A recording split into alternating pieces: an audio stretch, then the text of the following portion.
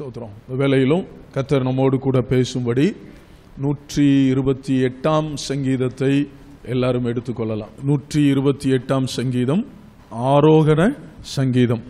கர்த்தருக்கு பயந்து அவர் வழிகளில் நடக்கிறவன் எவனோ அவன் பாக்கியவான். உன் கைகளின் பிரயாசத்தை நீ சாப்பிடுவாய், உனக்கு பாக்கியமும் நன்மையும் உண்டாயிருக்கும். உன் மனைவி உன் வீட்டோரங்களில் கனிதரும் திராட்சை கொடியை போல் இருப்பாள்.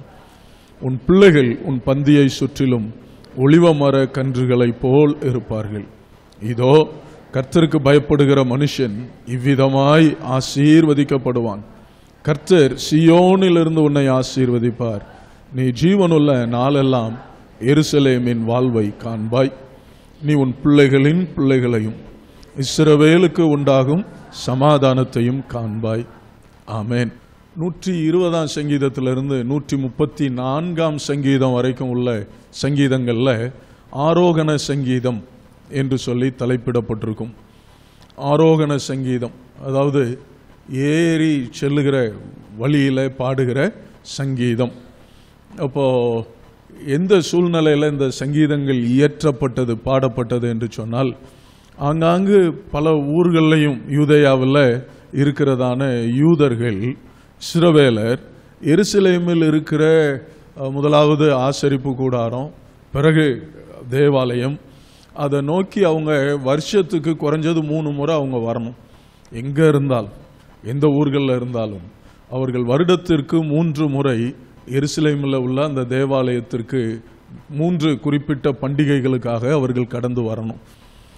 அப்படி அவர்கள் கடந்து வருகிற வேளையில் பல ஊர்களில் இருந்து வருவாங்க.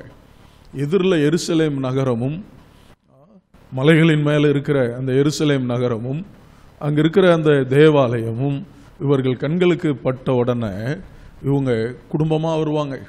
அந்த கோத்திரங்களோட அந்தந்த ஊரில் உள்ளவங்களா எல்லாம் சேர்ந்து வருவாங்க. அப்படி வரும்போது அதை பார்த்த உடனே பாடப்படுகிற சங்கீதங்கள் தான் என்ன சங்கீதங்கள்? இந்த ஆரோகண சங்கீதம். குடும்பமாக சேர்ந்து அவர்கள் பாடிக்கொண்டு ஆடிக்கொண்டு சந்தோஷத்தினால அந்த எருசலேமை நோக்கி வருகிறோம், ஆலயத்தில் கர்த்தரை தொழுது கொள்ள வருகிறோம்னு சொல்லி அந்த அனுபவத்தோட அவங்க பாடுகிற சங்கீதங்கள் தான் முக்கியமாக இந்த 15 சங்கீதங்கள், ஆரோகண சங்கீதங்கள். பிற்பாடும் அந்த ஊரில் அவங்க ஆலயத்துக்கு வரும்போது, அப்போ பாருங்க, நம்ம இங்கே வந்து பாடுறோம், அவங்க ஆராதனைக்கு வரும்போதே என்ன செய்வாங்க? பாடிக்கிட்டே தான் வருவாங்க. என்ன தம்புரை அடிச்சுக்கிட்டு பாட்டு பாடிட்டு அப்படித்தான் அவங்க ஆராதனைக்கே வருவாங்க. நமக்கு அதற்கு வாய்ப்பு இல்லை என்றாலும் என்ன, அவங்க அப்படி ஆரோகண சங்கீதங்களாக அந்த வரிசையில் இந்த சங்கீதம் வருகிறது. அடுத்து இந்த சங்கீதத்தில் போதனை இருக்கிறபடினால, ஞானம் இருக்கிறபடினால இது விஸ்டம் சாம் என்று அழைக்கப்படுகிறது, ஞான சங்கீதம் என்று அழைக்கப்படுகிறது. மோசேயினுடைய 90ஆம் சங்கீதம் ஒரு ஞான சங்கீதம்.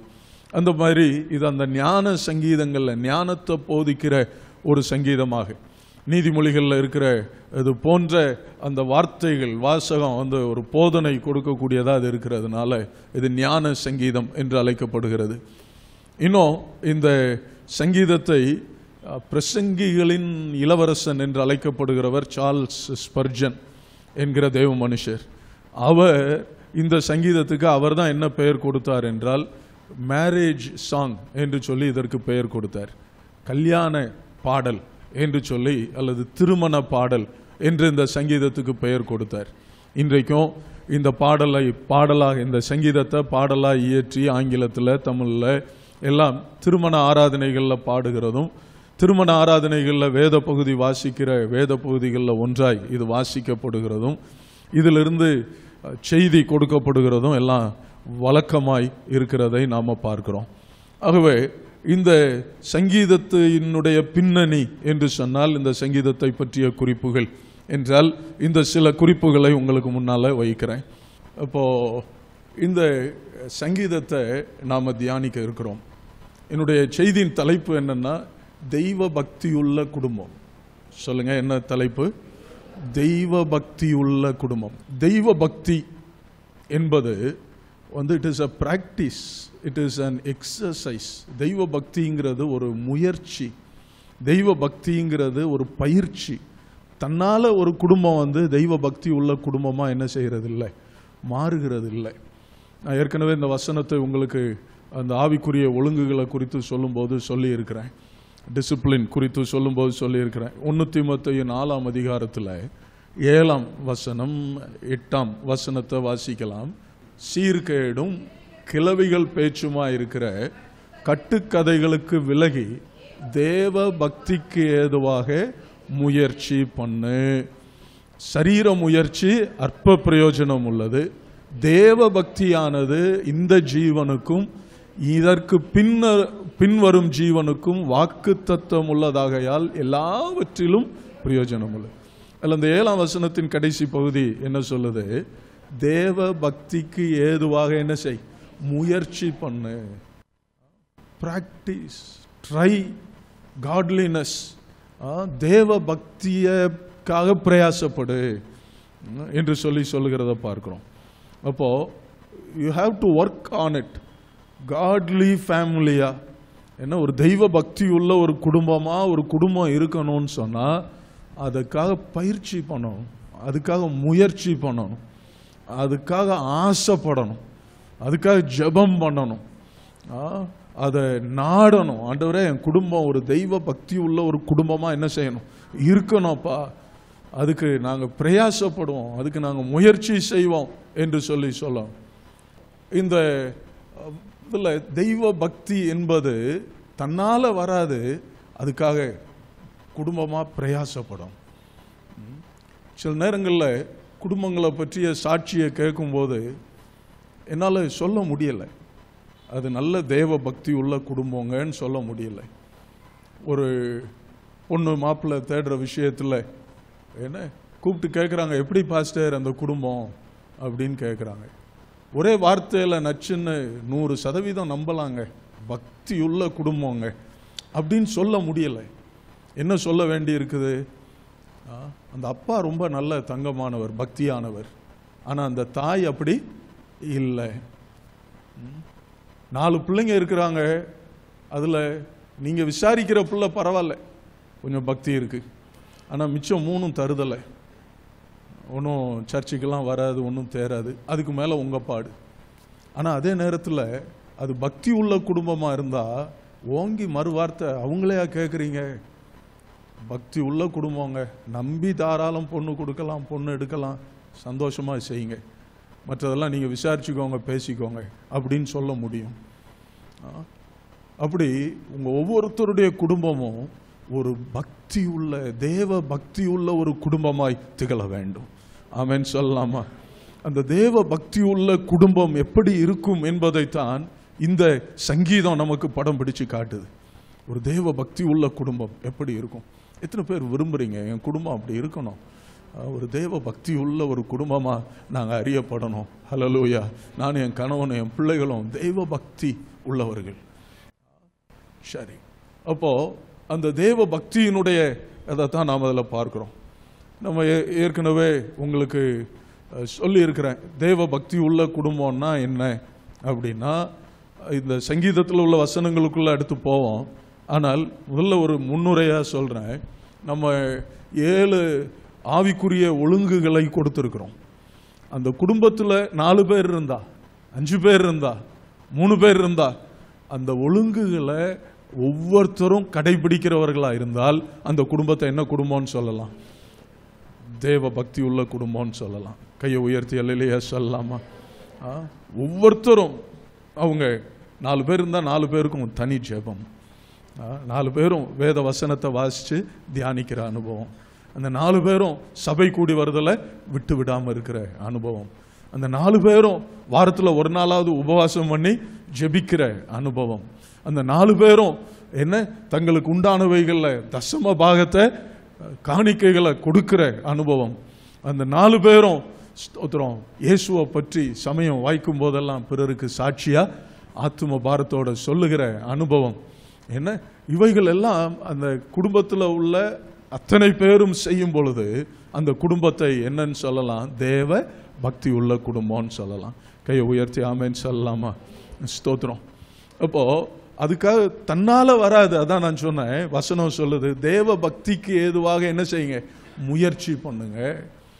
தள்ள வேண்டியவைகளை தள்ளி, ஒதுக்க வேண்டியவைகளை ஒதுக்கி, என்ன லக்கை நோக்கி தொடரும்படி ஆண்டவருடைய வார்த்தை சொல்லுகிறது. அப்போ தேவ பக்தி உள்ள குடும்பம் என்கிற அந்த பெயரை எடுப்பதற்கு நம்முடைய சபையில் உள்ள குடும்பங்கள் அத்தனையும் பிரயாசப்படும், முயற்சி பண்ணணும். எத்தனை பேர் என்னோட ஆமேன் சொல்லுகிறீங்க? ஆமேன். Price the Lord. கர்த்தருக்கு மகிமை உண்டாகட்டும். முதலாவது அதுல அந்த சங்கீதத்தில் 3 கேரக்டர்ஸ் பார்க்குறோம். முதலாவது கேரக்டர் யாருன்னா அந்த குடும்ப தலைவன், என்ன கணவன் அல்லது தகப்பன், ஹஸ்பண்ட். அந்த கணவன் தேவ பக்தி உள்ள கணவனா இருக்கணும், தேவ பக்தி உள்ள தகப்பனா இருக்க வேண்டும். ஆமென். காட்லி ஹஸ்பண்ட். அந்த தேவ பக்தி உள்ள கணவனை குறித்து தான், தகப்பனை குறித்து தான் அந்த வசனம் சொல்லுகிறது. 1ஆம் வசனத்தை பாருங்க. கர்த்தருக்கு பயந்து அவர் வழிகளில் நடக்கிறோம். அவனுடைய குவாலிட்டி பார்க்கிறோம். அவன் முதலாவது கர்த்தருக்கு பயப்படுகிறவன், கர்த்தருக்கு பயப்படுகிறவன். ஒரு ஆராதனையில் என்ன பாஸ்டர் கேட்டாராம், இதில் மனைவிக்கு பயப்படுறவங்கெல்லாம் கை தூக்குங்கன்னாராம். எல்லாரும் கை தூக்கிட்டாங்க. நான் யாருக்கு பயப்படுறவன்? மனைவிக்கு பயப்படுறவன் அப்படின்னு கை தூக்கிட்டாங்க. பாஸ்டர் கூர்ந்து பார்த்துருக்கிறாரு, ஒருத்தர் மட்டும் என்ன செய்யலை, கை தூக்கலை. இவருக்குன்னா ஆச்சரியம், அப்பா இவ்வளவு பேர் மனைவிக்கு பயப்படுறவங்க இருக்கிற இடத்துல இந்த ஒரு ஆள் என்ன தான் மனைவிக்கு பயப்படாதவர் இருக்கிறாரே அப்படின்னு. பிரதர் உங்களை பாராட்டுறேன், உங்க மனைவிக்கு பயப்படாதவங்களா இருக்கிறீங்களே, அவனுடைய ரகசியத்தை சொல்லுங்களேன் அப்படின்னாராம். அவர் சொன்னாராம், என் மனைவி சொல்லி தான் கூட்டிகிட்டு வந்தா, என்கிட்ட என் உத்தரவு இல்லாமல் சும்மா கையேவாது காலையாவது அங்கே என்ன செய்யக்கூடாது, தூக்கக்கூடாதுன்னு சொல்லிட்டு வந்தா, அதனால தான் நான் என்ன செய்யலை, பயந்து போய் கை தூக்காமல் இருந்தேன் அப்படின்னாராம். சரி, உங்கள் மனைவிக்கு பயப்படுறது உங்களுக்கு நல்ல சாப்பாடு தண்ணியெல்லாம் கிடைக்கும். உங்கள் மனைவிக்கு பயந்து இருக்கிறது குடும்ப ஒற்றுமையை காக்கும், அதெல்லாம் நல்லது தான். ஆனால் அதுக்கு மேலே நீங்கள் யாருக்கு பயப்படணும்? சகோதரர்கள் சொல்லுங்கள். கர்த்தருக்கு பயப்படுதல் என்பது இட்ஸ் அன் ஆட்டிடியூட். அது ஒரு மனோபாவம், மனநிலை. அது ஒரு செயல் அல்ல. செயல் அடுத்து வருகிறது. முதல்ல கர்த்தருக்கு பயப்படுற பயம் எங்கே இருக்கணும்? இந்த ஆட்டிடியூட்ல, மனதில் இருக்கணும், மனதில் இருக்கணும்.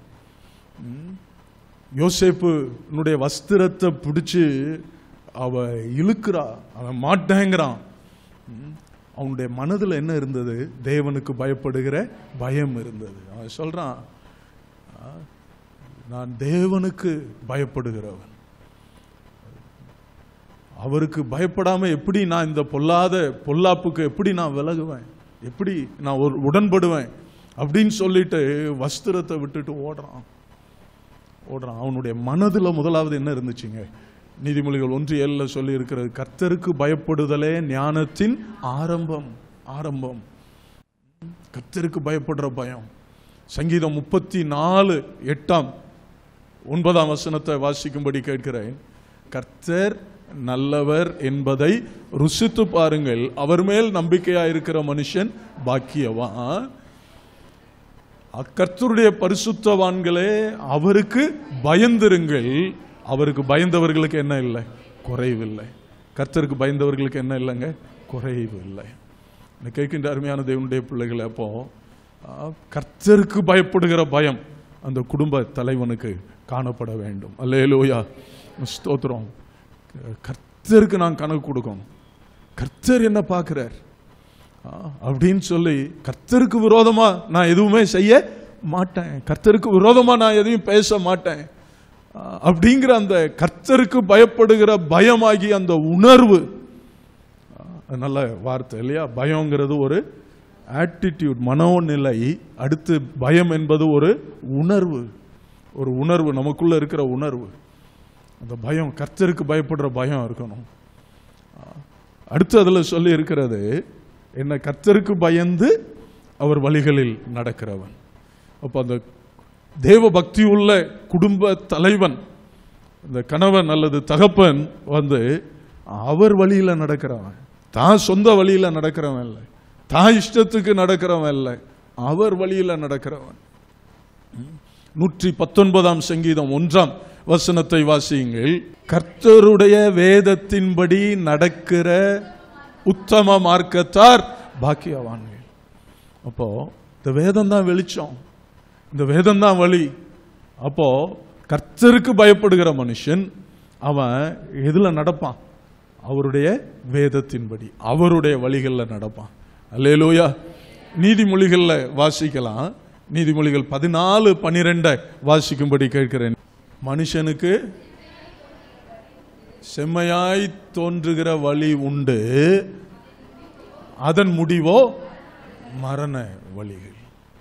முடிவு மரணம்.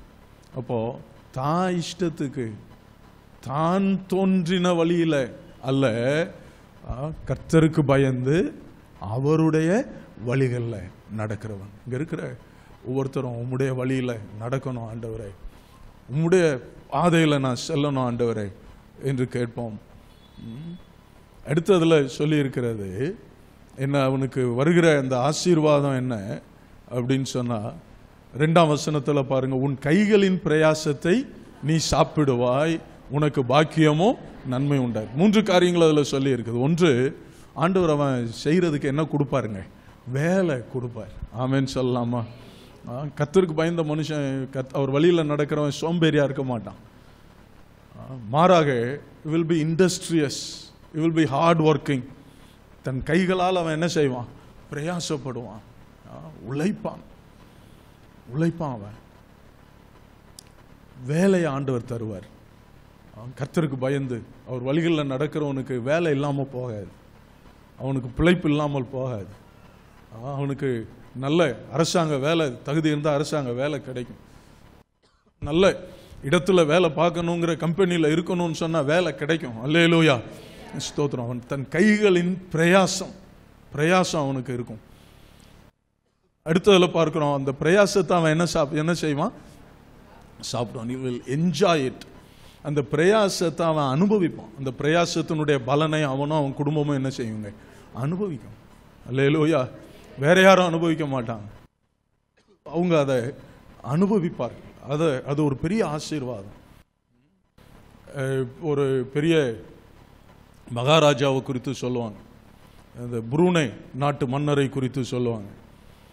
அவர் சாப்பாட்டு நேரம் வந்துச்சுன்னா உலகத்தில் உள்ள அத்தனை சாப்பாடும் அந்த அரண்மனையில் சமையல்காரங்க சமைச்சு கொண்டு வந்து வச்சிருப்பாங்களாம்.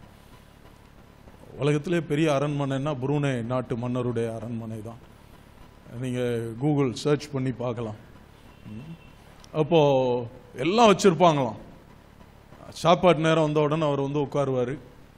வேலைக்காரன் என்ன செய்வான் அப்படின்னா, அவன் கொண்டு வந்து அவர் முன்னால் அந்த ஒவ்வொரு உணவாக அப்படி பவனி போகும், ஒவ்வொரு உணவையும் அவர் பார்ப்பார், அப்படின்னு மோந்துக்கிடுவார், கொண்டு போயிடுவாங்க. இப்படி எல்லா உணவும் அவருக்கு முன்னால் என்ன செய்வாங்க? கொண்டு வருவாங்க. பார்ப்பார், அதை மோந்துக்கிடுவார், அனுப்பிடுவாங்க. எல்லாம் போன பிறகு கடைசியில் ஒரு பாத்திரத்தில் கொஞ்சம் ஓட்ஸ் கஞ்சி கொண்டு வருவாங்க. அதைத்தான் அவர் சாப்பிடுவாராம். ஆண்டவர் சொல்றார், கர்த்தருக்கு பயந்து அவர் வழிகளில் நடக்கிறவன் வந்து அவன் கைகளின் பிரயாசம் இருக்கும், அதை அவன் சாப்பிடுவான், அதை திருப்தியாக சாப்பிடுவான். கையை உயர்த்தி அல்லேலூயா சொல்லலாமா? ஸ்தோத்திரம். ஆண்டவருக்கு மகிமை உண்டாவதாக. அடுத்து பாக்கியமும் அவனுக்கு என்ன உண்டாயிருக்கும்? பாக்கியமும் நன்மை உண்டாயிருக்கும். அது ஒரு வார்த்தையில் சொன்னால் பாதுகாப்பு, ப்ரொடெக்ஷன். அவனுடைய உடைமைகள் எல்லாம் என்ன செய்யும்? பாதுகாக்கப்படும். கையை உயர்த்தி ஆமென் சொல்லலாமா? அவன் உடைமைகள் எல்லாம் அவன் பின் சந்ததி தலைமுறை அதை என்ன செய்யும்? அனுபவிக்கும். அல்லேலூயா. அவனுக்கு பூமியில் பாக்கியம் நிரம்பி இருக்கும். அவன் நன்மையினால் அவன் நிரப்பப்பட்டு இருப்பான். ப்ரொடெக்ஷன், பாதுகாப்பு, செக்யூரிட்டி. சரியா? அப்போ இந்த வசனம் 2வது வசனத்தில் அந்த ஆசீர்வாதத்தை ஆண்டவர் வந்து கர்த்தருக்கு பயந்து அவர் வழிகளில் நடக்கிற மனுஷனுக்கு ஆண்டவர் தருகிறார் என்பதை நாம பார்க்கிறோம். அந்த கர்த்தருக்கு பயந்த மனிதன் தன் குடும்பத்தை, அங்க முதல்ல யாரைத்தான் ஆண்டவர் குறிப்பிடுறார்? கணவனை சொல்றார், மனுஷனை சொல்றார். he will lead his family. தன்னுடைய குடும்பத்தை அவன் தலைமை தாங்கி என்ன செய்வாங்க? நடத்துவான். ஆமென் சொல்லலாமா? வெறுமனே சாப்பாடு தண்ணி கொடுத்து ஆகாரம் கொடுத்து போஷிக்கிறது மட்டுமல்ல, he is the head. அதுதான் பைபிள் சொல்லுது. கிறிஸ்து சபைக்கு தலையா இருக்கிறது போல மனைவிக்கு கணவன் யாரா இருக்கிறான்? தலையா இருக்கிறான். அல்லேலூயா, ஸ்தோத்திரம். அப்போ அந்த தலை என்று சொல்லும் பொழுது ஒன்று என்னன்னா லீடர்ஷிப், தலைமைத்துவம் அவனை சேர்ந்தது. என்ன தலைமைத்துவம்னா உலக பிரகாரமாகவும் கணவன் தான் குடும்பத்துக்கு தலைவன். ஆவிக்குரிய நிலைமையிலையும் ஆசாரியன். சபைக்கு நான் பாஸ்டர், ஆனால் உங்கள் குடும்பத்தில் யார் தான் பாஸ்டர்னா கணவன் தான் பாஸ்டர். உங்கள் கணவன் தான் பாஸ்டருங்க, அவர் தான் அங்கே மேய்ப்பன், அவர் தான் ஆவிக்குரிய நிலைமையில் ஆசாரியன். குடும்பத்தில் ஆசாரிய வேலை யாருக்குங்க? கணவன், கணவனுக்கு தான். He will lead his family. தன் குடும்பத்தை அவன் சரியாய் நடத்துவான். அவன் மனைவி நடத்த மாட்டான், அவன் பிள்ளைகள் நடத்த மாட்டான், அவன் நடத்துவான் குடும்பத்தை. கை உயர்த்தி அல்லேலூயா சொல்லுங்களேன், ஸ்தோத்திரம். அப்போ அந்த கர்த்தருக்கு பயந்த அந்த கணவன் அல்லது தகப்பனுடைய குணாதிசயத்தை, அதில் உள்ள ஆசீர்வாதத்தை, பொறுப்பை இந்த வேத வசனம் 2 நமக்கு சொல்லுது. ஆமென். இரண்டாவது அதில் என்ன பார்க்குறோம்? இரண்டாவது கேரக்டர் யாரு? மனைவி அல்லது தாய். 3வது வசனத்தில் சொல்லி இருக்குது இல்லையா, உன் மனைவி உன் வீட்டோரங்களில் கனி தரும் திராட்சை கொடியை போல் இருப்பாள். மனைவி உன் வீட்டோரங்களில் கனி தரும் திராட்சை கொடியை போல் இருப்பாள். தமிழ் டிரான்ஸ்லேஷன் அதில் பிள்ளை இருக்கிறது. வீட்டோரங்களில் இல்லை, உன் மனைவி உன் வீட்டில் எங்கும் கனி தரும் திராட்சை கொடியா போல் இருப்பாள். அதுதான் சரியான டிரான்ஸ்லேஷன். வீட்டில் எங்கும். அதுக்கு சிம்பிள் டிரான்ஸ்லேஷன்னா வித்தின் யோர் ஹோம், உன்னுடைய வீட்டுக்குள்ள அவ எப்படி இருப்பா? கனி தரும் திராட்சை கொடியை போல இருப்பாள். நான் வீட்டில் எங்கும்னு சொல்ல காரணம் என்னன்னா அதனுடைய அர்த்தம் அதுதான். அந்த அதுக்குரிய வித்தின் யோர் ஹோம் என்பதற்குரிய எபிரேய வார்த்தையினுடைய அர்த்தம் என்னன்னா all the innermost parts of your home. உன்னுடைய வீட்டில் மூல முடுக்கெல்லாம் அவ கனி தருகிற திராட்சை கொடியை போல இருப்பாள். கொடின்னு அதான் சொல்லி இருக்குது. கொடி என்ன செய்யும்? எங்கேயும் என்ன செய்யும்? இடம் கிடைக்கிற இடம்லாம் என்ன செய்யும்? பரவும், படரும் இல்லையா? படரும். அதனால தான் மனைவியை குறித்து சொல்லும்போது கொடி என்று சொல்லி இருக்கிறது. அவள் வீட்டில் எங்கும் நிறைஞ்சிருப்பா. கையை உயர்த்தி அல்லேலூயா சொல்லலாமா? வீட்டில் எங்கும் எல்லாவற்றிலும் அவளுடைய பிரசன்ஸ் இருக்கும், அவளுடைய பங்கு இருக்கும். ஸ்தோத்திரம். எதுல இருந்தும் அவளை விளக்க முடியாது. அப்படி மனைவியானவள் உன் வீட்டில் எங்கும் கனி தருகிற திராட்சை கொடியை போல இருப்பாள் என்றுதான் அந்த வசனம் சொல்லுகிறது. சரி, கனி என்று சொல்லும் பொழுது வெறுமனே என்ன பிள்ளை பெறுகிறது மட்டும் அல்ல கனி கொடுக்கிற கொடி. சிலர் அப்படித்தான் மனைவியை வச்சிருப்பாங்க பிள்ளை பெறுறதுக்கு. நோ நோ, அது கடைசி தான். அது அல்லாமல் மனைவி கனி கொடுக்கிறவள் என்று சொல்லும் பொழுது கனி பிரிங் ஸ்வீட்னஸ், இனிமையை கொண்டு வரும். கனி எப்படி இருக்குங்க? கசப்பான பழம் இருக்குது, ஆனால் பழம்னா அது எப்படி இருக்கணும்? இனிக்கணும். அதுக்குன்னு உள்ள டேஸ்ட் அது கொடுக்கணும். கையை உயர்த்தி அல்லேலூயா சொல்லலாமா? அப்போ மனைவி தன்னுடைய வீட்டில் என்ன கொண்டு வருவா? அவ இனிமையை கொண்டு வருவாள், இனிமையை கொண்டு வருவாள். அடுத்து கனி என்று சொல்லும் பொழுது பார்த்தீங்கன்னு சொன்னா அது பயன் கொடுக்கிறது. அந்த வீட்டில் எல்லாருக்கும் பயன் உள்ளது. கனி கொடுக்கிற வாழ்க்கைன்னா என்ன வாழ்க்கை? பயனுள்ள வாழ்க்கை. தன்னுடைய குடும்பத்தில் உள்ளவர்களுக்கு அவள் பயன்படுகிறவளாய் அவள் காணப்படுவாள். சரி, இன்னும் அதனுடைய அந்த பெண்ணை குறித்து, அதில் சொல்லப்பட்டிருக்கிற பெண்ணை குறித்து முழு விளக்கம்னா நீதிமொழிகள் 31 வாசிக்கிறோம். குணசாலியான ஸ்திரீயை கண்டுபிடிப்பவன் யார்? அவள் விலை முத்துக்களை பார்க்கிலும் விலை உயர்ந்தது, அதிகம். ஸ்தோத்திரம். அப்படின்னு சொல்லிட்டு நோபல் உமன் என்னை பற்றிய குணசாலியான பெண்ணை குறித்த குணாதிசயங்கள் அங்கு சொல்லப்பட்டிருக்கிறது. தன் வீட்டில் தன் மனைவி பிள்ளைகளுக்கு மட்டும் அல்ல, வேலை பார்க்குறவங்க எல்லாருக்கும் அவள் படி அளக்கிறா, ஆகாரம் கொடுக்குறா, வயலை விசாரிக்கிறா, வயலை வாங்குகிறாள். அவ தன் புருஷனோட சேர்ந்து செயல்படாத காரியம் எதுவுமே இல்லை. அவருடைய பிள்ளைகள் எழும்பி பாக்கியவதிங்கிறாங்க, புருஷன் எழும்பி சொல்லுகிறான் எவ்வளவோ பெண்கள் இந்த உலகத்தில் இருக்கிறாங்க, உன்னை போல ஒருத்தி இல்லை என்று சொல்லி வாழ்த்துகிறான். என்ன அப்படி அவள் சம்பத்தை கொண்டு வருகிறாள். சம்பத்தை அழிக்கிறவ இல்லை, சம்பத்தை என்ன செய்கிறவ? கொண்டு வருகிறவ, சேர்க்கிறவ. அல்லேலூயா, ஸ்தோத்திரம். 2 பெண்கள் பேசி கொண்டாங்களாம். ஒருத்தி சொன்னாலாம் இன்னொருத்திட்ட, கணவரை நான் கல்யாணம் பண்ணதுல இருந்து நான் அவரை லட்சாதிபதியாக மாற்றிட்டேன் அப்படின்னு சொல்லி சொன்னாலாம். உடனே அப்படியா, அப்போது கல்யாணத்துக்கு முன்னால் அவர் என்னவா இருந்தார் அப்படின்னு கேட்டாலாம். அவ சொன்னாலாம், அதுக்கு முன்னால் அவர் கோடீஸ்வரராக இருந்தார் அப்படின்னு சொன்னாலாம். உங்கள் புருஷனை வந்து நடுத்தெருவில் நிப்பாட்டுற நபராக நீங்கள் இருக்கக்கூடாது. என்ன, எனக்கு இந்த ஆடுற தோடு தான் வேணும். அது என்ன, அதுக்கு பேர் தோடுன்னா ஒன்றா சேர்ந்து இருக்கிறது, என்ன இது ஜிமிக்கி, எனக்கு இந்த கல் வச்சது வேணும், எனக்கு அது இருந்தால் தான் ஆச்சு, இது இருந்தால் தான் ஆச்சு, இல்லைன்னா இந்த வருஷம் கிறிஸ்மஸே கிடையாது, இந்த வருஷம் பண்டிகையே கிடையாது, எனக்கு இந்த சேலை தான் வேணும். உன் புருஷன் ஒன்று பிச்சை எடுக்கணும், அல்லது உன் புருஷன் ஏதாவது தில்லு முள்ளு வேலை பண்ணணும், அப்போ தான் அதை செய்ய முடியும். இல்லாமல் முடியாது. உங்கள் இஷ்டத்துக்கு ஆடணும்னா முடியாது. உங்களால் உங்கள் குடும்பத்தில் என்ன சேரணும்? சம்பத்து பெருக வேண்டும். கை உயர்த்தி அல்லேலூயா சொல்லலாமா? தொழில் ஆசீர்வாதம் நன்மை பெருக வேண்டும். கர்த்தர் உங்களை அப்படி சகோதரிமார ஆண்டவர் உங்கள் குடும்பத்துக்கு என்ன அப்படி திராட்சை கொடியாய், வீட்டில் எங்கும் திராட்சை கொடியாய் கர்த்தர் உங்களை மாற்றுவாராக. ஒருவேளை குடும்ப பொருளாதார சூழ்நிலை நிமித்தம் மனைவியானவள் வெளியே எங்கேயாவது வேலை செய்ய வேண்டியது வரலாம். ஆனாலும் ஒரு இதில் சொல்லப்பட்டிருக்கிற அந்த குணசாலியான பெண்ணுடைய மனசு சிந்தையெல்லாம் எங்கே தான் இருக்கும்? வீட்டில் தான் இருக்கும். வீட்டை தான் சுற்றி சுற்றி வரும். கையை உயர்த்தி ஆமேன்னு சொல்லலாமா? கணவன்மார் சில நேரத்தில் என்னையும் சேர்த்து சொல்கிறேன்னு சில நேரம் எரிச்சல் அடையும். வேற என்ன இன்னமே இல்லையா? நம்ம தான் ஒரு ஊருக்கு வந்திருக்கிறோம், ஒரு ஊழியத்தை செய்யணும்னு வந்திருக்கிறோம். இதை விட்டுட்டு வீடு வீடு பிள்ளை என்ன செய்துகளோ, அங்கே கதவு பூட்டினாங்களோ இல்லையோ, அங்கே சாப்பாடு வச்சாங்களோ இல்லை, இப்படியே இருக்கிய. அதுதான் நல்ல மனைவியினுடைய அடையாளம், நல்ல தாயினுடைய அடையாளம். அதனால் சகோதரர்களை பொறுத்து கொள்ளுங்க. உங்களுக்கு எரிச்சல் வந்தாலும் பொறுத்து கொள்ளுங்க. நல்ல மனைவிக்காக ஆண்டவருக்கு நன்றி சொல்லுங்கள். வீட்டை பற்றிய சிந்தை உடையவளாக இருக்கிறா பார்த்தீங்களா? பிள்ளைகளை பற்றிய சிந்தை உடையவளாக இருக்கிறா பார்த்தீங்களா? அதுக்காக கர்த்தரை ஸ்தோத்தரிக்கணும். வேறு விதமாக நடக்கிற பெண்ணை குறித்து நீதிமொழிகளில் சொல்லி இருக்கு. எப்படிப்பட்டவள் அப்படிப்பட்ட பெண்கள் என்றால், நீதிமொழிகள் 7ஆம் அதிகாரம் 11ஆம் வசனத்தை வாசிங்களேன். அவள் வாயாடியும் அடங்காதவளுமானவள், அவள் கால்கள் வீட்டிலே தரிக்கிறதில்லை. இப்படி ஒரு மனைவி உங்களுக்கு இல்லாததுக்காக நீங்க காலமெல்லாம் ஆண்டவருக்கு ஸ்தோத்திரம் பண்ணணும்.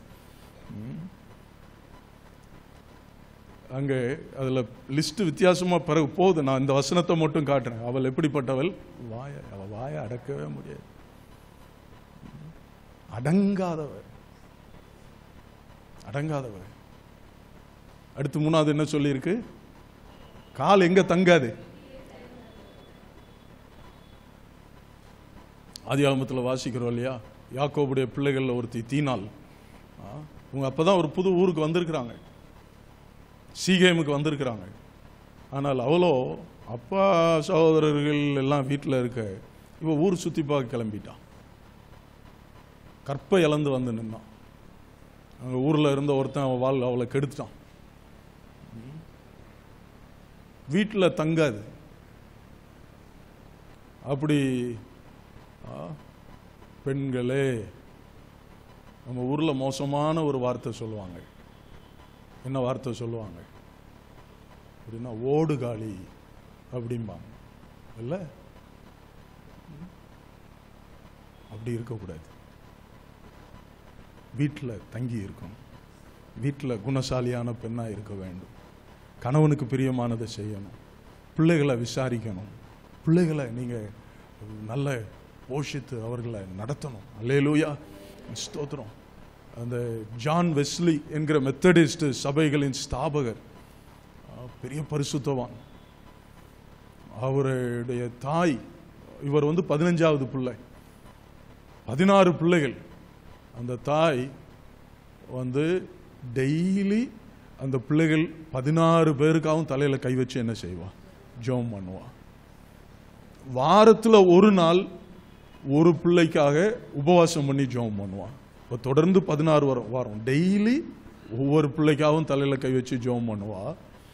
16 பிள்ளைகளுக்காகவும் தொடர்ச்சியா 16 வாரம். இந்த வாரத்துல முதல்ல உள்ளவனுக்குன்னா அடுத்த வாரம் 2வது உள்ளவனுக்கு உபவாசம் பண்ணி அவங்க வாழ்க்கைக்காக ஜெபம் பண்ணுவா. 16 சோட போகல. 16 பேரும் தங்கள் தங்கள் காரியங்கள்ல உலகத்தை கலக்குகிறவர்களா இருந்தாங்க. ஸ்தோத்திரம். அதுல 2 பேர் முக்கியமா, சார்ல்ஸ் வெஸ்லி, இந்த ஜான் வெஸ்லி, இவங்க மிகப்பெரிய பரிசுத்தவான்களா, லட்சங்களை கர்த்தருக்குள்ள நடத்துகிறவர்களா கர்த்தர் அவர்களை பயன்படுத்தினார். கைகளை தட்டி அப்படிப்பட்ட சூசன்னா வெஸ்லி, அந்த தாயின் பெயர் அதான், சூசன்னா வெஸ்லி. ஆண்டவரை மகிமைப்படுத்துவோம். அல்லேலூயா, ஸ்தோத்திரம். என்னை கேட்கின்ற அருமையான தேவனுடைய பிள்ளைகளை, அங்கே அந்த ஃப்ரூட்ஃபுல் கனி கொடுக்கிற அந்த மனைவியை குறித்து அங்கே சொல்லப்பட்டிருக்கிறத நாம பார்க்கிறோம். 3வது கேரக்டர் அதில் யாரு சொல்லி இருக்குது? பிள்ளைகள்.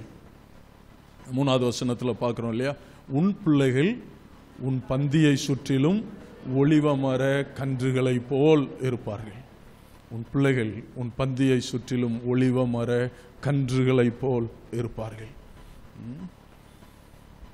ஒலிவ மர கன்று அப்படின்னு இருக்குது. அது இன்னும் சொல்ல போனா அந்த வசனம் எப்படி இருக்குன்னா, ஆலிவ் ஷூட்ஸ், குருத்துகள். சொல்லுங்க பார்க்கலாம், என்னது? ஒலிவ மர குருத்துகள். குருத்துகள், குருத்து பார்த்துருப்பீங்க இல்லையா? என்ன, கீழே இருந்து அந்த குருத்து மட்டும் அப்படி என்ன செய்யும்? எலும்பி வரும். அப்போ அந்த ஒலிவ மர குருத்துகளாக இருக்கிறவர்கள் அப்படின்னா அவங்க வளருகிறவர்கள், அவங்க வளருகிறவங்க, அந்த பிள்ளைகள் வளருகிறவர்கள். இந்த பிள்ளைகளுக்கு வளர்ச்சிக்கு யார் பொறுப்புன்னா தாயும் தகப்பனும் தான் பொறுப்பு. சபை இல்லை பொறுப்பு. உங்களுடைய பிரயாசம் முயற்சியில் சபை உங்களுக்கு என்ன செய்யும்? உதவி செய்யுது, அவ்வளோதான். ஆனால் பொறுப்பு ஸ்கூலும் கிடையாது, அவங்க உங்களுக்கு உதவி செய்கிறாங்க. ஆனால் பொறுப்பு யாருன்னா தாயும் தகப்பனும். ஆமென் சொல்லுவீங்களா? குருத்துங்கிறது வளரணும். ரொம்ப இட்ஸ் டெண்டர்.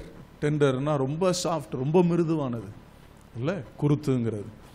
அது லேசாக கொஞ்சம் பலமாக கைப்பட்டுட்டாலே என்ன செஞ்சிடும்? உடஞ்சிரும். குருத்து உடஞ்சிரும். அப்புறம் அதை ஒன்றும் செய்ய முடியாது. அப்போது இளமை, அந்த சின்ன வயசில் அது குருத்துகளாக இருக்கிறது அப்படின்னா அதை வளர வைக்கணும். குருத்துகள் அது வளர்ந்து அப்படி வரும்பொழுது பக்கத்தில் வேற களைகள் முளைக்கும். அந்த களைகளை என்ன செய்யணுங்க? பிடுங்கி போடணும். அந்த குருத்துகள் முளைக்கணும்னு சொன்னால் டே அண்ட் நைட் அதை என்ன செய்யணும்? கவனிக்கணும், பார்த்துட்டே இருந்தாதான். அதுக்கு வேலி வைக்க வேண்டிய மாதிரி என்ன செய்யணும்? வேலி வைக்கணும். இல்லைன்னா வேகமாக ஒரு நாய் ஓடி வந்துச்சுன்னா குருத்தை என்ன செஞ்சிடும்? மிதிச்சு போட்டோம். அப்போது வேற எதுவும் மிதிக்காதபடி, வேற எதுவும் அதை கெடுக்காதபடி அந்த குருத்தை பாதுகாக்கணும். நல்ல கலைகளை பிடுங்குறீங்க. இன்னும் வளர்ந்து வரும்போது அந்த சோதனைகள் நிற்கிறது இல்லை. காட்டு ஒலிவ கிளைகள்னு பைபிளில் சொல்லியிருக்கு.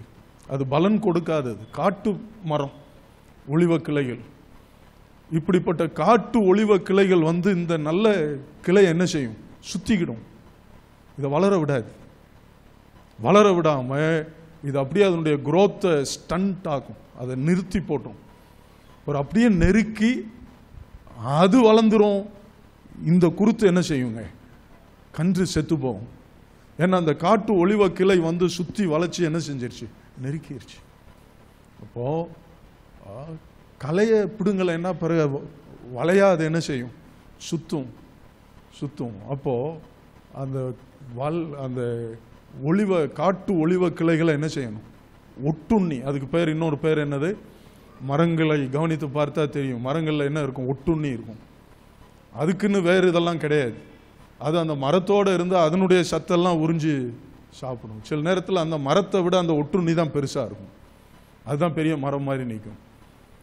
அப்போது சில இந்த வாலிப பிள்ளைகள் பையங்க வளர்ந்து வரும்போது சில ஒட்டுண்ணிகள் கிறிஸ்து மேலே இருக்கிற விசுவாசத்தையும் கிறிஸ்துவுக்குள்ள வாழ்க்கையையும் தேவ பக்தியையும் உறிஞ்சி போடும், உறிஞ்சிரும்.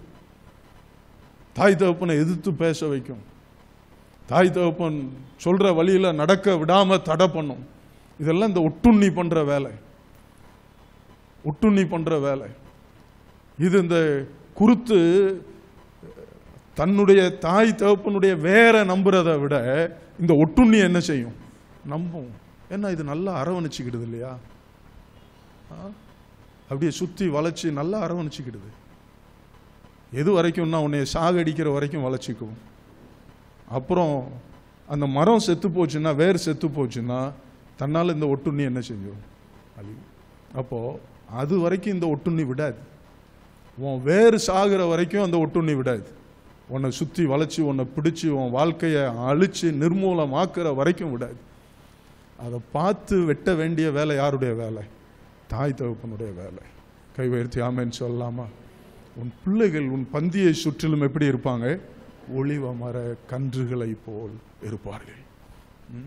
அப்படி இதுக்கெல்லாம் தப்பி வளருகிற அந்த தேவ பக்தி உள்ள பிள்ளை என்ன அந்த குடும்பத்துக்கும் சபைக்கும் இந்த சமுதாயத்துக்கும் நித்தியமா ஆசீர்வாதம் கொடுப்பாங்க. யூதர்கள் சொல்லும்போது சொல்றாங்க, ஒரு வீட்டுக்கு ஒரு ஒலிவ மரம் இருந்தா போதுமா, அந்த வீடு குடும்பம் முழுசும் நல்ல வயிறார சாப்பிடலாமா, அந்த அளவுக்கு அது வரத்து நன்மையை கொண்டு வருமா. அப்போ உங்க பிள்ளைகளை யோசிச்சு பாருங்க. இந்த இடத்துல இருக்கிற பிள்ளைகளோட பேசுகிறேன். உன் அம்மா அப்பாவுக்கு உன்னை சப்மிட் பண்ணு. உன் அம்மா அப்பாவுக்கு நீ கீழ்ப்படி, உன்னை சரண்டர் பண்ணி சரிம்மா சரிப்பா நீங்க சொல்றபடி நான் கேட்கிறேம்மா அப்படின்னு சொல்லு. ஆண்டவர் அதை ஆசீர்வதிப்பார். இல்லைன்னு சொன்னா இந்த ஒட்டுண்ணிகள் உன் வாழ்க்கையை நெருக்கி அழிச்சிரும். ஒரு கட்டத்தில் அம்மா அப்பாவுக்கு பிடுங்கிறதுக்கு உரிமை இருக்கு. ஆனால் ஒரு குறிப்பிட்ட வயதுக்கு மேலே பிள்ளைகள் மேலே என்ன இல்லை, அந்த கண்ட்ரோல் போயிடுது. அது சின்னதுலேயே கண்ட்ரோல் பண்ணாததுனால தான் அப்படி போயிடுது. 5 வளையாது 50 என்ன செய்யாது, வளையாது. கேட்கின்ற அருமையான தேவனுடைய பிள்ளைகளை, இந்த இடத்துல இருக்கிற வாலிப பையங்க பிள்ளைகளுக்கு சொல்கிறேன், submit your self to your parents. உங்கள் அம்மா அப்பாவுக்கு உங்களை கீழ்ப்படிய ஒப்பு கொடுங்க, அர்ப்பணிங்க. அவங்களுடைய விருப்பத்துக்கு எதிராய் மாறி நடக்காதீங்க. உங்களுக்கு இருக்கிற உரிமையை வந்து நீங்க கெடுத்து கொள்ளாதீங்க. உங்களுக்கு ஆண்டவர் கொடுத்திருக்கிற சுதந்திரம், உங்க அம்மாவும் அப்பாவும் கர்த்தருடைய பிள்ளைகளா இருந்தா என்ன பெரிய பாக்கியம். அப்படிப்பட்ட ஒரு ஆசீர்வாதத்தை உங்க வாழ்க்கையில் ஆண்டவர் தந்திருக்க, அதை வீணாக்காதீங்க. ஒரு கட்டத்துக்கு மேல அவங்க பொறுப்பு இல்லை. ஸ்தோத்திரம். அதனால இந்த நேரத்தில் இந்த வார்த்தைகள் உங்களை எச்சரிக்கட்டும், உங்களை சிந்திச்சு பார்க்க வைக்கட்டும். இந்த வார்த்தை வெறும் அறிவுல இல்லை, உங்க இருதயத்தில் இந்த வார்த்தை செயல்படுறதுக்கு இடம் கொடுங்க. பிள்ளைகள் எப்படி இருப்பாங்களாம்? பந்தியை சுற்றிலும் ஒளிவ மர கன்றுகள் போல இருப்பாங்க. வளரும் போது அவங்களை இப்படி டிசிப்ளின் பண்ணணும். தான் இஷ்டத்துக்கு விடப்பட்ட பிள்ளை தாய் தகப்பனுக்கு கனவீனத்தை கொண்டு வருகிறான். ஆனால் அடிச்சு கண்டிப்போட வளர்க்கப்படுகிற பிள்ளைகள் தாய் தகப்பனுக்கு கிரீடங்களாக இருக்கிறார்கள், மகுடமா இருக்கிறாங்க. கையை உயர்த்தி அல்லேலூயா சொல்லுவீங்களா? அல்லேலூயா, ஸ்தோத்திரம். அன்பான தேவனுடைய பிள்ளைகளை, அந்த பிள்ளைகள் உன் பந்தியை சுற்றிலும் எப்படி இருப்பாங்க? ஒலிவ மர கன்றுகளை போல இருப்பாங்க. பந்தினா என்ன? டைனிங் டேபிள், சாப்பாட்டு மேஜை தான் பந்தி. உன் டேபிளை சுற்றி, சாப்பாட்டு மேஜையை சுற்றின்னு சொல்லியிருக்கு. வசனத்தை தியானிக்கும் போது தான் யோசித்தேன், பிள்ளைகளுக்குன்னா நல்ல சாப்பாடு பிடிக்கும் இல்லையா? ஸ்கூலில் இருந்து வர்ற பிள்ளைகள், எங்கள் பிள்ளைகளை பார்த்துருக்குறேன். என்ன எங்கேயா வெளியே போனாலும் வந்தாலும் நேராக முதல்ல ஓடி வர்ற இடம் எதுவாக தான் இருக்கும்? சாப்பாட்டு மேஜையாக தான் இருக்கும். நான் சொல்கிறது உண்மையா பொய்யா? என்னம்மா வச்சிருக்கிற? அப்பா எதுவும் வாங்கிட்டு வந்து வச்சிருக்காரா அப்படின்னு சொல்லிட்டு அங்கே டப்பா சட்டி பானையெல்லாம் உருட்டி திறந்து பார்த்து, தாய் தகப்பனுக்கு சொல்கிறேன், பிள்ளைங்க வளர்கிற இடம் எங்கெங்க? பந்தியை சுற்றி நல்ல பிள்ளைகள் விரும்புகிற நல்ல சாப்பாடு கொடுங்க. அல்லேலூயா. நல்ல உங்கள் பொருளாதாரத்துக்கு ஏற்றபடி நல்ல சுண்டல், கேசரி, ஒவ்வொரு நாளும் ஒவ்வொரு மாதிரி ஏதாவது ஒரு பதார்த்தம், ஒரு நாள் முறுக்கு, ஒரு நாள் ஆம வடை, ஒரு நாள் உளுந்த வடை, ஒரு நாள் லட்டு, ஏதாவது நல்ல மிக்சர், பூந்தி, காராவடை, என்னென்ன இருக்கோ ஒவ்வொரு நாளும் வெரைட்டியா. அதனால தான் மனைவிமார் வேலைக்கு போகக்கூடாதுன்னு சொல்லுவேன். பிள்ளைகள் வீட்டுக்கு வர்ற நேரம் தாயானவள் எங்கே இருக்கணும்? வீட்டில் இருக்கணும். வீட்டில் இருந்து வாமா வாப்பா அப்படின்னு கட்டி தழுவி வா வா வா, பசியோடு வந்திருப்ப, என்ன முகத்தை கழுவிட்டு வா, காலை கழுவிட்டு வா அப்படின்னு சொல்லிட்டு வா, இந்தா அப்பா ஸ்நாக்ஸ் எல்லாம் வாங்கிட்டு வந்திருக்கிறாரு, அம்மாவும் வேறு இதெல்லாம் செஞ்சு வச்சுருக்கிறேன் அப்படின்னு சொல்லிட்டு கூப்பிட்டு அந்த பிள்ளைகளுக்கு ஊட்டினா உங்கள் பந்தியை சுற்றியே இருக்கும். அல்லேலூயா, கை உயர்த்தி அல்லேலூயா சொல்லுங்களேன். அப்போது நல்ல சாப்பாடு கொடுங்க. பிள்ளைகள் வளருகிற இடம் வீட்டில் எங்கெங்க? அந்த சாப்பாட்டு மேஜை. நல்லா சொல்லுங்களேன், சாப்பாட்டு மேஜை. அப்போ பிள்ளைகள் பந்தியை சுற்றிலும் அவங்க வளருகிறாங்க. பிள்ளைகளுக்கு விரும்புகிற நல்ல ஆகாரம், சாப்பாடுகளை சமைச்சு கொடுங்க. சரி, இப்போ விஷயத்துக்கு வருகிறேன். அப்போ 3 கேரக்டரையும் பார்த்தோம். தேவ பக்தி உள்ள கணவன் அல்லது தகப்பன், தேவ பக்தி உள்ள மனைவி, தாய், 3வது தேவ பக்தி உள்ள பிள்ளைகள். அங்கே இருக்கிற ஆசீர்வாதம் இதில் இடையில எல்லாம் சொல்லிட்டு தான் வந்திருக்கிறேன். ஆனால் சிலதை சொல்கிறேன். அவங்க தங்கள் கைகளின் பிரயாசத்தை அவங்க என்ன செய்வாங்க? சாப்பிடுவாங்க. they will enjoy. அடுத்து பார்த்தீங்கன்னு சொன்னால், எருசலேமின் வாழ்வை என்ன செய்வாய்? காண்பாய். எருசலேமின் வாழ்வை காண்பாய்னா யூதர்களுக்கு, இஸ்ரவேலருக்கு எருசலேம். நமக்கு என்ன? மதுரையின் வாழ்வை காண்பாய். நமக்கு என்னங்க? மதுரை தான். இங்கே உட்காந்துட்டு எருசலேமை நினச்சிட்டு இருக்கக்கூடாது. அப்படி தேவ பக்தி உள்ள குடும்பங்கள் தங்களுடைய ஊருக்கு என்ன செய்வாங்க? ஆசீர்வாதமாக இருப்பாங்க. தங்களுடைய நகர், காலனி, தெருவுக்கு அவங்க எப்படி இருப்பாங்க? ஆசீர்வாதமாக இருப்பாங்க. அதுதான் நீங்கள் ஹவுசிங் போர்டு காலனிக்கு காலனியின் வாழ்வை காண்பீர்கள். கை உயர்த்தி ஆமென் சொல்லலாமா? நீங்கள் மதுரையின் வாழ்வை காண்பீர்கள். அல்லேலூயா, ஸ்தோத்திரம். ஏன்னா நாம அந்த தேவ பக்தி உள்ள குடும்பம் அந்த ஊருக்கு, அந்த இடத்துக்கு, தேசத்துக்கு அவர்கள் உப்பா இருப்பாங்க, வெளிச்சமா இருப்பாங்க. அவங்க அதனுடைய வாழ்வை அவர்கள் காண்பார்கள். சரி, அடுத்ததுல என்ன சொல்லியிருக்கு? நீ உன் பிள்ளைகளின் பிள்ளைகளையும் அப்படின்னு சொல்லி இருக்கிறது. இது எதை குறிக்குதுன்னு சொன்னா, ஆயுசு காலம், தீர்க்க ஆயுசு. ஆமென் சொல்லலாமா? ஒன்று பிள்ளைகள், பிள்ளைகளின் பிள்ளைகள், அதெல்லாம் இருக்கு. கர்த்தருக்கு பயந்த மனுஷனுக்கு நல்ல மனைவி இருப்பா, நல்ல பிள்ளைகள் இருப்பாங்க, பிள்ளைகளின் பிள்ளைகளும் இருப்பாங்க. எத்தனை பேர் விசுவாசிக்கிறீங்க? கை உயர்த்தி ஆமென் சொல்லலாமா? ஹல்லேலூயா, ஸ்தோத்திரம். அப்போ அங்கே சொல்லப்பட்டிருக்கிறதுல அது ஒரு பக்கம் இருக்க, தீர்க்க ஆயுசு, தலைமுறை தலைமுறை, பல தலைமுறையை நீ என்ன செய்வ? பார்ப்ப. ஆண்டவருக்கு மகிமை உண்டாவதாக. பிள்ளைகளின் பிள்ளைகளை நீ காண்பாய். சரி, இப்போ இதெல்லாம் சில ஆசீர்வாதங்களாக இடையிலையும் சொல்லிட்டு வந்திருக்கிறேன். இதையும் உங்களுக்கு இந்த நேரத்தில் குறிப்பிடுகிறேன். ஒரு புள்ளி விபரம் ரிசர்ச் பண்ணி ஆய்வு செய்து கண்டுபிடிச்சிருக்கிறாங்க. 2 பேரும், கணவனும் மனைவியும் அல்லது தாயும் தகப்பனும் கர்த்தருக்கு பயந்தவர்களாக ஞாயிற்றுக்கிழமை ஆராதனைகளை தவற விடாம சபை கூடி வருகிற அப்படிப்பட்ட ஒரு தாய் தகப்பனுடைய குடும்பத்தில் உள்ள பிள்ளைகள் அதே போல இருப்பதற்கு உரிய சான்ஸ் 100% இல்லையா, 75% தானா.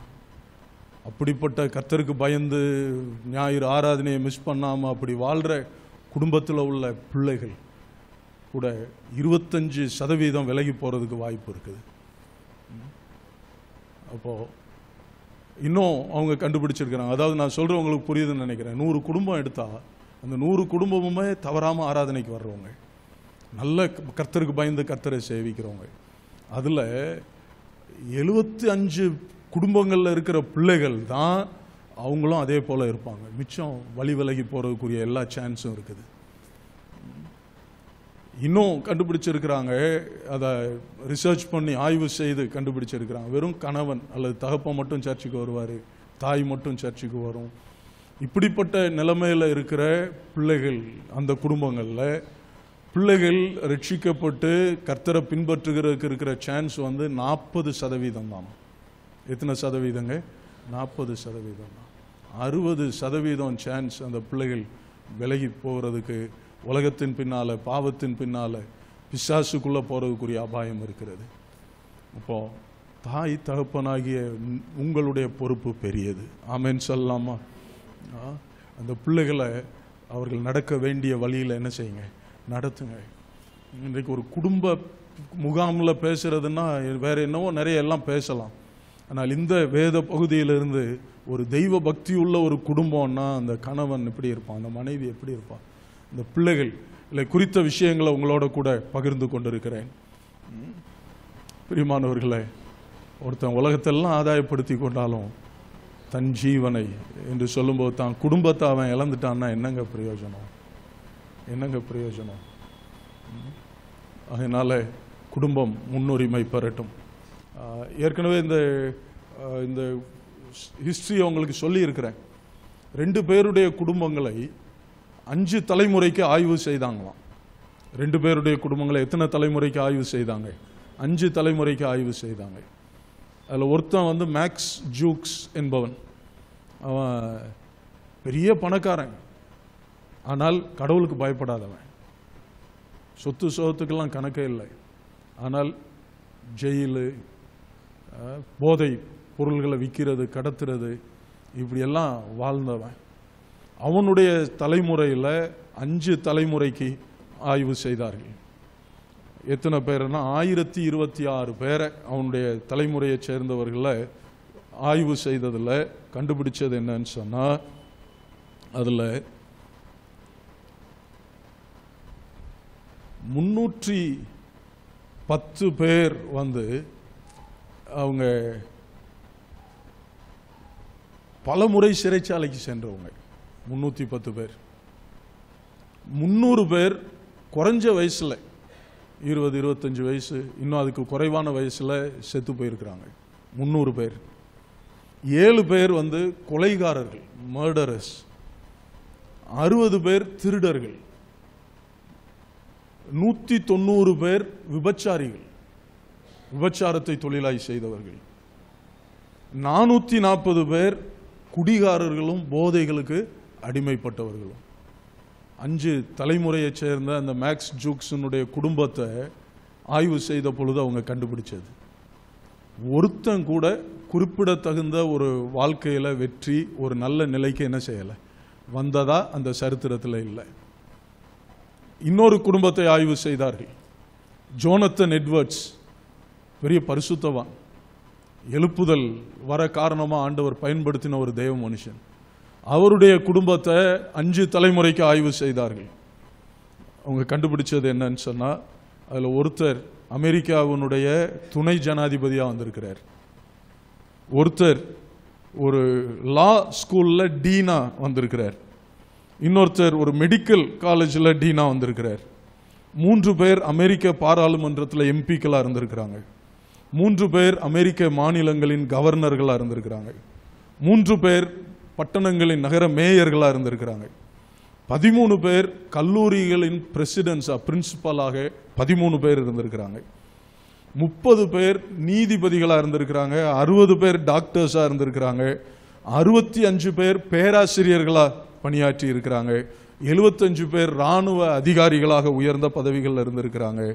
100 வழக்கறிஞர்கள் இருந்திருக்கிறாங்க. 100 பேர் பாஸ்டர்ஸும் மிஷினரிகளுமா அந்த சந்ததியில் வந்திருக்கிறாங்க. கையை உயர்த்தி அல்லையா சொல்லாமா? 5 தலைமுறையில் செய்த ஆய்வினுடைய ரிசல்ட் இதுங்க.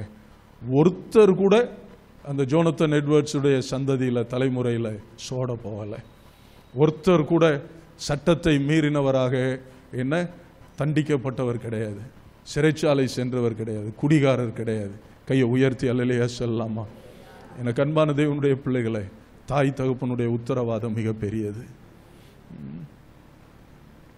இந்த வசனத்தை கேட்கக்கூடிய வாய்ப்பு கிடைத்த பிள்ளைகள் இவைகளை வார்னிங்காக, எச்சரிக்கையாக எடுத்துக்கொள்ளுங்க. இவைகளை உங்களுக்கு கர்த்தர் கொடுக்கிற போதனையாய் பெற்றுக்கொள்ளுங்கள். பிறகு ஒரு காலத்தில் போதகத்தை வெறுத்தேனே, கடிந்து கொள்ளுதலை என் மனம் அலட்சியம் பண்ணினதே, நான் சபைக்குள்ளும் சங்கத்துக்குள்ளும் எல்லாம் அவமானப்பட்டேனே அப்படின்னு சொல்லி வெட்கப்பட்டு கூனி குறுகி நிற்கிற நிலை வராதபடி கர்த்தர் உங்களை ஆச்சரியமாக உயர்த்துவார். கர்த்தர் உங்களை ஆசீர்வதிப்பார்.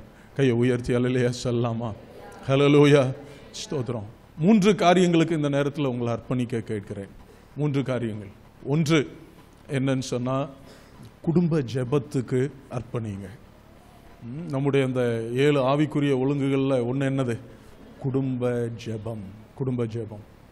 முன்னால் நான் ரெகுலராக இல்லை, வீட்டில் இருக்கும்போது ஜெபம் பண்ணுவோம். மற்றபடி குடும்ப ஜெபம் ரெகுலராக இல்லாமல் இருந்தது.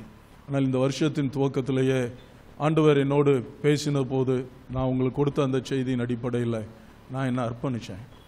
முன்னால் வெளியூர் போனால் ஏதாவது முக்கியமாக சபையில் உள்ள ஜெப தேவைகள் இருந்தால் என் மனைவி சொல்லுவா, சேர்ந்து ஜெபம் பண்ணுவோம். மற்றபடி குடும்பமாக 2 பேரும் ஜெபம் பண்ணுறது கிடையாது. ஆனால் இந்த வருஷத்தின் துவக்கத்தில் இருந்து நிறைய நாள் வெளியூரில் இருந்துட்டேன். ஆனால் ஒன்று நான் அவளை கூப்பிடுவேன், அல்லது அவள் வேலையெல்லாம் முடிச்சுட்டு ரூமுக்கு வந்த பிறகு நீ கூப்பிடுன்னு சொல்லியிருக்கிறேன், நீ படுக்கிறதுக்கு முன்னால் என்னை கூப்பிடுன்னு சொல்லியிருக்கிறேன், அவள் கூப்பிடுவான். 2 பேரும் ஃபோனில் குடும்ப ஜெபம் பண்ணுவோம். குடும்ப ஜெபம் பண்ணிட்டு தான் அதுக்கு பிறகு சரிம்மா நீ தூங்கு, எனக்கு இன்னும் கொஞ்சம் வேலை இருக்குது, வாசிக்க வேண்டியிருக்கு அப்படின்லாம் சொல்லிவிட்டு நான் இருப்பேன். அல்லது இப்படி நடக்கும். அதை ஒழுங்காக செய்கிறதுக்கு ஆண்டவர் உதவி செய்திருக்கிறார். ஆண்டவருக்கு மகிமை உண்டாவதாக. உங்களை இந்த இடத்துல இருக்கிற ஒவ்வொருத்தரும் டெய்லி ஃபேமிலி ப்ரேயருக்கு உங்களை என்ன செய்யுங்க? அர்ப்பணியுங்கள். சேர்ந்து வாங்க. நாங்கள் எங்கள் குடும்ப ஜெபத்தில் நாங்கள் வீட்டில் இருந்தால் பெரும்பாலும் நாங்கள் லியோராவும் சேர்த்து 5 பேரும் இருப்போம் குடும்ப ஜெபத்துக்கு. அதில் ஒரு பாட்டு பாடுவோம், அடுத்து வேத பகுதி ஒன்று வாசிப்போம். அதுக்கு பிறகு சபையிலேருந்து அனுப்பப்படுகிற அந்த ஜெப குறிப்பு இருக்கு இல்லையா, அந்த குறிப்புக்காக ஒருத்தர் மொத்தத்தில் அதை வாசிச்சுட்டு 7 குறிப்பு அதை மொத்தத்தில் வாசிச்சுட்டு அந்த குறிப்புக்காக ஒருத்தர் ஜெபம் பண்ணணும். அடுத்து இன்னொருத்தர் குடும்பத்துக்காக, சபைக்காக, ஊழியங்களுக்காக, பெற்றோருக்காக, உடன் பிறந்தவர்களுக்காக இப்படியெல்லாம் ஜெபம் பண்ணி முடிப்போம். ஒரு 15லேருந்து 20 நிமிஷம் ஆகும்னு வைங்களேன். அப்படி குடும்ப ஜெபத்தை செய்கிறதுக்கு ஆண்டவர் உதவி செய்கிறார். இந்த இடத்துல இருக்கிற ஒவ்வொருத்தரும் டெய்லி அப்படி ஃபேமிலி ப்ரேயர் பண்ணுங்க. அல்லேலூயா, ஸ்தோத்திரம். இரண்டாவது எதுக்கு அர்ப்பணிங்க அப்படின்னா, கணவன்மார் தகப்பன்மார் கவனிங்க. இதுவுமே நான் ஏற்கனவே சொன்னேன். ப்ரீஸ்ட் யார் ஃபேமிலிக்கு? ஆசாரியன் யார்? கணவன் தான், தகப்பன் தான் குடும்ப ஆசாரியன். ஓகே.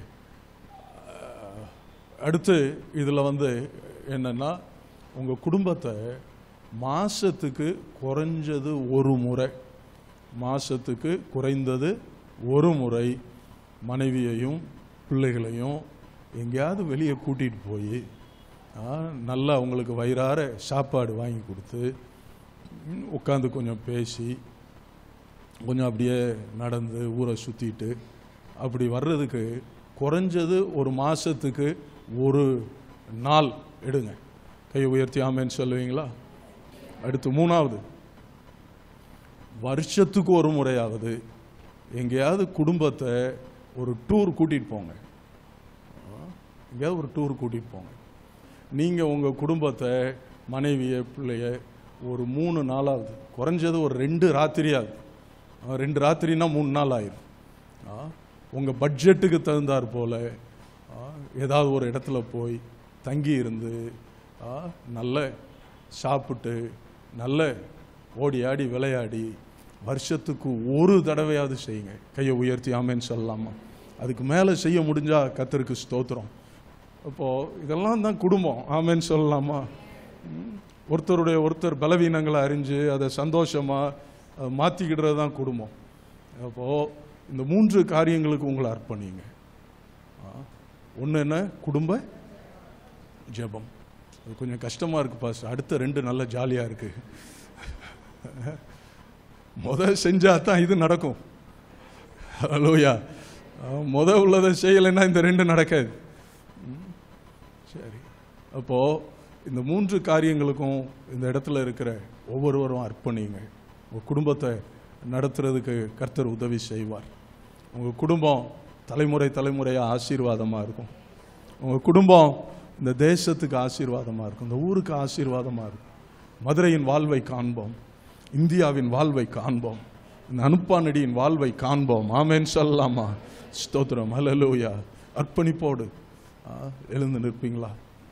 இன்றைக்கு இந்த 3 காரியங்களுக்கும் அர்ப்பணம். வேற செய்தியில் பிள்ளைகளை குறித்து பேசினேன், செய்தியில் மனைவிமாரை குறித்து பேசினேன், கணவன்மாரை குறித்து பேசினேன். கர்த்தர் உங்களிடத்தில் என்ன பேசினாரோ அர்ப்பணிங்க.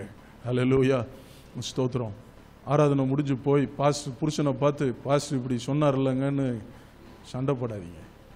மனைவியை பார்த்து பாஸ்டர் இப்படி சொன்னார் இல்லைன்னு சண்டை போடாதீங்க. உங்களை குறித்து சொன்னதை நீங்கள் ஏற்றுக்கொண்டு நீங்கள் மாறுங்க. கையை உயர்த்தி அல்லையா சொல்லலாமா? மாறுங்க. உங்கள் மனைவியை குறித்து சொல்லப்பட்ட காரியத்தில் அவங்கள மாற்றம் வருகிறதுக்காக ஜெபம் பண்ணுங்க. ஆண்டவர்கிட்ட ஜெபம் பண்ணுங்க. நீங்கள் மாற்றத்தை காட்டுங்க. மனைவி அதே மாதிரி கணவனோட சண்டை போடாதீங்க. உங்கள் வாழ்வில் அந்த மாற்றத்தை காட்டுங்க. உங்கள் கணவரில் அந்த மாற்றம் வர்றதுக்கு ஜெபம் பண்ணுங்க. பொறுமையை கடைப்பிடிங்க. ஹல்லேலூயா. ஸ்தோத்திரம். ஒரே செய்தி முடிவில் எல்லாம் வந்துடாதுங்க. ஆண்டவர் அந்த மாற்றத்தை கொண்டு வருகிறதுக்கு பேஷியன்ஸ் வேணும். பிள்ளைகள் குருத்துகள் வளர்ந்து கனி கொடுக்கிறவர்களாக மாறுகிறதற்கு என்ன வேணும்? பொறுமை வேண்டும். ஆமென் சொல்லலாமா? உடனே நடந்துடாது. என்ன? கைகளை உயர்த்தி, ஆண்டவரே எங்களை அர்ப்பணிக்கிறோம்ப்பா, எங்களை அர்ப்பணிக்கிறோம்ப்பா. ஹல்லேலூயா. ஹல்லேலூயா. ஸ்தோத்திரம் ஆண்டவரே. Praise the Lord. ஹல்லேலூயா. ஸ்தோத்திரம் ஆண்டவரே. தேவனால இது கூடும். எத்தனை பேர் விசுவாசிக்கிறீங்க? இப்படி உங்கள் குடும்பத்தை மாற்ற ஆண்டவரால் கூடும். அவரால் கூடாதது ஒன்றுமில்லை. ஸ்தோத்திரம். அந்த உம்மால் கூடாத காரியம் ஒன்றுமில்லை என்று அந்த உம்மால் ஆகாத காரியம், அந்த பாடலை கரங்களை தட்டி இசையோடு சேர்ந்து விசுவாசத்தோடு பாடுவோம். ஆண்டவரே உம்மால் ஆகும். ஆண்டவரே என் குடும்பத்தில் இந்த மாற்றங்களை கொண்டு வர உம்மால் ஆகும். ஆண்டவரே ரிபாலா ராகாராபா சந்தரா கலகதுரா பல பல பல பரபா.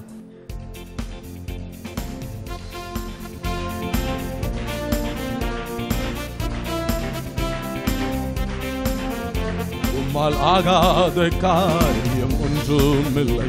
உம்மால் ஆகாத காரியம் ஆகாத காரியம் ஒன்றுமில்லை.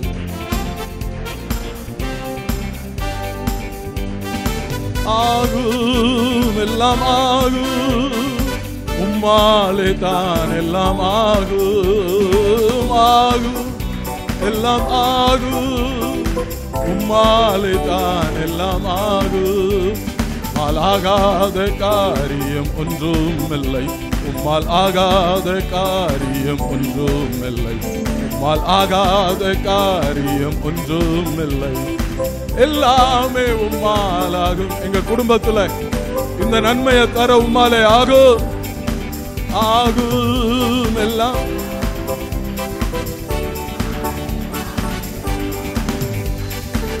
ஆகும். எல்லாம் ஆகும். உம்மாலே தான் எல்லாம் ஆகும். ஆகும் ஆண்டவரே. இந்த வார்த்தையின்படியே ஆவதாக. ஹல்லேலூயா. இது நிறைவேற்றுங்க. ஒவ்வொரு குடும்பத்திலும் நீங்க மகிமைப்படுங்கப்பா, மகிமைப்படுங்க ஆண்டவரே. ஸ்தோத்திரம். Praise the Lord. ஹல்லேலூயா. ஸ்தோத்திரம். சர்வ வல்லமையுள்ள எங்கள் பரலோக தேவனே, இந்த வேளையிலும் இந்த இடத்துல இருக்கிற எல்லாருக்கும் ஜெபிக்கிறேன்ப்பா. பேர் பேரா ஆசீர்வதிங்க. 128ஆம் சங்கீதத்தில் சொல்லப்பட்டிருக்கிற தேவ பக்தி உள்ள பாக்கியமான குடும்பமாக ஒவ்வொருவருடைய குடும்பமும் இருக்க ஆண்டவரே கிருபை செய்யுங்கப்பா. ஹல்லேலூயா. ஒரு குறைவுள்ளவர்களாகவே நிற்கிறோம், தேவை உள்ளவர்களாகவே நிற்கிறோம். ஆனால் நீர் எங்களுக்கு போதுமானவராக இருக்கிறீர். இதை செய்து முடிக்க நீர் வல்லவராக இருக்கிறீர். ஹல்லேலூயா. தாராளத்தில் கலந்து கொண்ட எல்லாரையும் பேர் பேரா ஆசீர்வதித்து அனுப்புங்க. ஆவிக்குரிய சரீர பொருளாதார ஆண்டவரே கல்வி படிப்புக்கு அடுத்த வேலை தொழில்களுக்கு அடுத்த எல்லா ஆசீர்வாதங்களையும் உம்முடைய பிள்ளைகள் வாழ்க்கையில் பெருக பண்ணுங்க. அவர்களுக்கு எதிரான எல்லா ஆயுதங்களும் இயேசுவின் நாமத்தில் வாய்க்காமல் போவதாக. இயேசுவின் ரத்தம் ஜெயம். எதிரான ஆயுதங்களின் மேலெல்லாம், எதிரான சத்துருவின் கிரியைகளின் மேலெல்லாம் இயேசுவின் நாமத்தினால ஜெயம் எடுக்கிறோம்.